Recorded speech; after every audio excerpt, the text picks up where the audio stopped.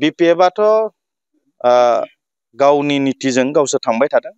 गतिके BPF नि खोथाखौ जों जेबो बुंनो हानाय नङा। बिथांमोना दिनै जों नुयो जे बिथांमोना जुदि गोरोबनायनि थांखि आरो जुदि मिजिङानो दङमोनब्ला मानो बिथांमोना 22टा सिट डिक्लेयार खालामग्रोनांगौ। गतिके बेहायनो जों मिथियो जे BPF नि थांखि आरो नोजोरा आलादा। बिथांमोना गोरोबनो हाया, बेखौ जों नुनो हायो, नुनो मोनो। किन्तु जों UPPL हिसाबै माहारियारि आफादफोरा जेरै जोंखौ खावलायदों, माहारियारि आफादफोरनि मान सन्मान होनानै जों दासिमबो दङ आरो इयुनावबो थाबाय थागोन। आरो बेबायदि जोङो हारियाव थानाय जि माहारियारि आफादफोर, बै आफादफोरनि जि हांख्रायनाय बेखौ सन्मान होलांबाय थागोन। बेयो जोंनि कर्तब्य। खारन राजनितिनि नामाव जों माहारियारि आफादफोरनि जि सन्मान, जि आबेदन, जि खावलायनाय, बेखौ जोङो जेबो इगनर खालामनाय नङा। जेरै सिगाङावबो जों सन्मान होदों, दाबो होदों आरो इयुनावबो होलांबाय थागोन। गतिके राजनिति खालामनायनि नामाव जों समाजखौ गुबुंले खालामनो सानाखै। राजनिति खालामनायनि नामाव जोङो कुनु जोंनि गेजेराव एना-एनि जों जानायखौ UPPL जि राजनिति दोलो बियो जेब्लाबो लुबैया। बिथांमोना माहारियारि आफादफोरखौ मान होआखैब्ला बिथांमोना बिनि फिथाइखौ मोनगोन। गतिके बेनिख्रुइ आरो मा खोथा बुंनो हानो।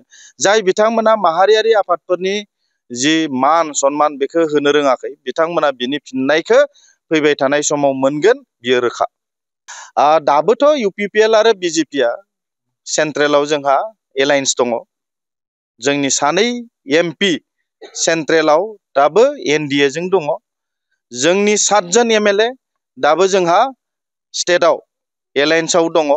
गतिके नैबे BTC इलेक्सन, बे इलेक्सनाव थांनाय बाराव जों BJP आरो UPPL समानै बाहाय सरकार सालायदों। दा इलेक्सन खाथि सफैनायखाय बायदिसिना बाथ्रा खोथाफोरा एसे गोरोबलायै बे जानाया स्वाभाबिक। आरो थांनाय बाराव जेरै हारसिं गेलेदोंमोन, बेबायदिनो बे जोंनि BTC नि इलेक्सनाव बेबायदि हारसिं गेलेनायनि जिथु रायज्लायलायनाय, बे रायज्लायलायनाया दासिमबो सोलिबाय थादों आरो बियो जोबाखै। खारन इलेक्सननि कड अफ कन्डाक्टआ दाबो डिक्लेयार जायाखै। जेब्ला डिक्लेयार जागोन, बिनि स्ट्रेटेजि, बिनि जि सावरायनाय, बिनि जि खामानि, बियो लासै लासै जोंनि जि UPPL नि आफादगिरि, BJP नि आफादगिरि बिथांमोन रायज्लायनायनि गेजेरजों माखासे प्लान पलिसिया ओंखारगोन, जोंहा मिजिंथिनाय दङ। खौसेयै सरकारखौ सालायगोन नामा? बियो इलेक्सननि उनाव जागोन। खौसेयै सरकार सालायगोन बा हारसिङै सालायगोन, बे इलेक्सननि उनाव बिनि टाइम एन्ड सिचुएसनखौ नायनानै बिनि डिसिसनफोरा इलेक्सननि उनाव जागोन, रिजाल्ट ओंखारनायनि उनाव जागोन। Thank you.